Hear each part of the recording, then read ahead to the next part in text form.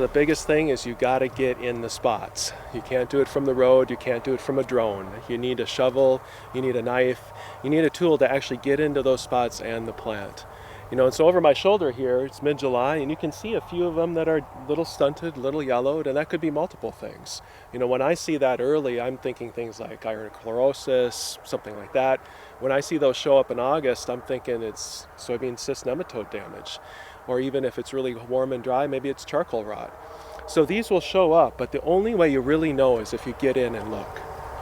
The first thing you want to probably do is you want to get some sort of diagnostic tool so you can look at the spot right away. The North Dakota Soybean Council has put this package together, and this is really, really helpful.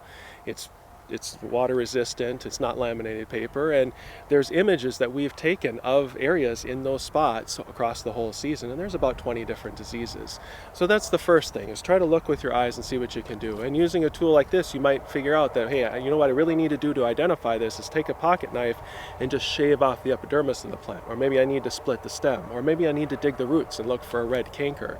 If you know what you're looking for, most of the time you can get a pretty good idea. And if you don't, you can always take a sample to the county extension office or contact one of your advisors, and many times they'll be able to point you in the right direction. You don't want to just drive by once. I mean, if you got a lot of money invested in these fields, driving by and getting out and taking a look at anything that maybe looks unusual or it's developing, if you can get that information, you might not be able to manage that problem in the current growing season, but you can manage it in future growing seasons. So just as an example of how to use this tool, we're in this field and we've got a bunch of little brown spots with yellow halos. So we know that's bacterial blight. We can match up that photo. Take a look at the information about when that occurs. We know we had rainstorms. We know we had high winds, and in some places we had a little hail about a week ago, and it times up perfect. And the most important thing is if you identify this bacterial blight, we also know that it's not going to cause yield loss. And so you don't want to put a fungicide down.